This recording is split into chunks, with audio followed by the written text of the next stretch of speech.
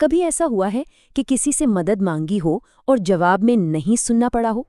बड़ा फ्रस्ट्रेटिंग लगता है ना? हम सबके साथ ऐसा होता है। पर सोचिए, क्या हो अगर मदद मांगने का कोई बेहतर, ज्यादा असरदार तरीका हो? तो चलिए इस सवाल को थोड़ा और समझते हैं। होता क्या है ना कि जब भी हमें मदद चाहिए होती है, हम अपने वही पुराने तरीके अपनाते हैं।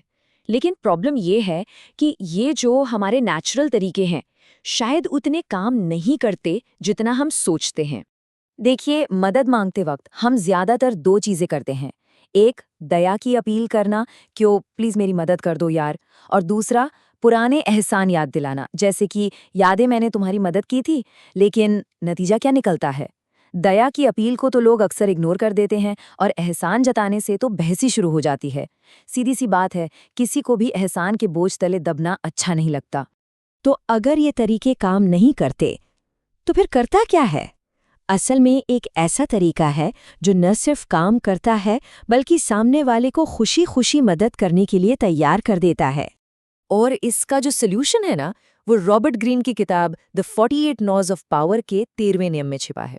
और मूल मंत्र ये है, लोगों को ये मत बताइए कि उन्हें मदद क्यों करनी चाहिए, बल्कि ये दिखाइए कि आपकी मदद करने में उनका क्या फायदा है।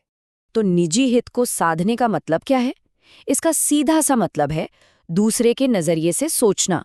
पता ये लगाना होगा कि उन्हें आखिर चाहिए क्या, और फिर अपनी रिक्वेस्ट को एक विन विन डील की तरह पेश करना होगा।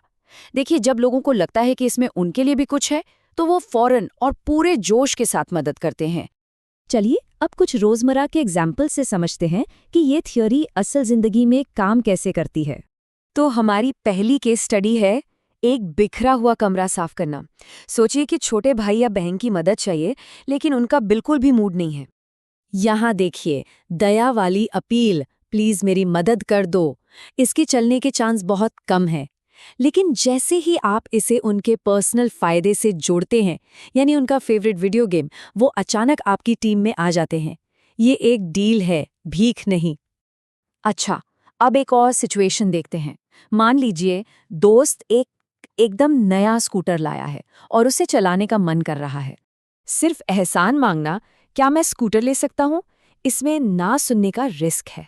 लेकिन जैसे ही आप एक एक्सचेंज ऑफर करते हैं, कोई ऐसी चीज़ जो उन्हें चाहिए, जैसे कि आपकी नई कॉमिक बुक, तो ये एक सिंपल रिक्वेस्ट से एक एक्साइटिंग डील बन जाती है। इसमें उनकी भी जीत है। और हमारी आखिरी केस स्टडी है एक स्कूल प्रोजेक्ट के बारे में, जहां आपका पार्टनर अपना काम ही नहीं कर रहा। उसे ये कहना कि प्लीज अपना काम कर लो, मैं फेल नहीं होना चाहता, इससे शायद ही वो मोटिवेट हो। लेकिन यहां पर देखिए, निजी हित साधना कितना स्मार्ट तरीका है। आपको पता है कि आपके पार्टनर को लिखना पसंद नहीं, पर ड्राइंग करना अच्छा लगता है, तो आप उन्हें वही देते हैं जो वो चाहते हैं, ड्राइंग का काम। बस बदले में उस छोटी सी चीज के जो आपको चाहिए, एक पैराग्राफ। ये एक परफेक्ट विन विन सिचुएशन है। तो इन एग्जाम्पल से एक बात तो एकदम साफ है, ये सब कुछ एक विन विन माहौल बनाने के बारे में है। चलिए अब इसे कुछ सिंपल स्टेप्स में तोड़ते हैं, जिन्हें कोई भी फॉलो कर सकता है। तो ये पूरा प्रोसेस 3 सिंपल स्टेप्स में है। पहला स्टेप है पहचानना। पता लगाइए कि सामने वाले को असल में क्या चाहिए या किस चीज से वो मोटिवेट होता है। हाँ, इसमें थोड़ा टाइम लग सकता है, ध्यान से सुनना और समझना पड़ता है। दूसरा स्टेप है जोड़ना। अपनी रिक्वेस्ट को उनकी इच्छा से कनेक्ट करके एक ब्रिज बनाइए। उन्हें ये साफ साफ दिखना चाहिए कि आपकी मदद करने से वो अपने गोल के एक कदम और पास पहुंच जाएंगे। और तीसरा स्टेप है प्रस्तुत करना। इसे एक तरफा एहसान की तरह नहीं, बल्कि एक आपसी फायदे वाले मौके की तरह पेश करें। आपकी भाषा, आपका तरीका ऐसा होना चाहिए कि उन्हें लगे आप उन्हें एक मौका दे रहे हैं, उन पर कोई बोझ नहीं डाल रहे। तो सबसे जरूरी बातें क्या हैं? पहली, लोग अपने फायदे से ही मोटिवेट होते हैं। जब आप उनकी जरूरतें पूरी करते हैं, तो वो खुशी खुशी आपकी जरूरतें पूरी करेंगे। दूसरा, दया की भीख मांगना या पुराने एहसान याद दिलाना उल्टा भी पड़ सकता है। हमारा लक्ष्य मजबूरी में मदद करवाना नहीं, बल्कि जोश से भरा सहयोग पाना है। हर बातचीत को एक आपसी जीत, एक विन विन की तरह देखें।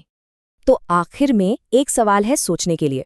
अपनी जिंदगी के बारे में सोचिए, काम पर, घर पर, दोस्तों के साथ। इस हफ्ते ऐसा कौन है जिसे एक विन विन का प्रस्ताव दिया जा सकता है? ये एक छोटा सा बदलाव रिश्तों और नतीजों में वाकई एक बहुत बड़ा अंतर ला सकता है।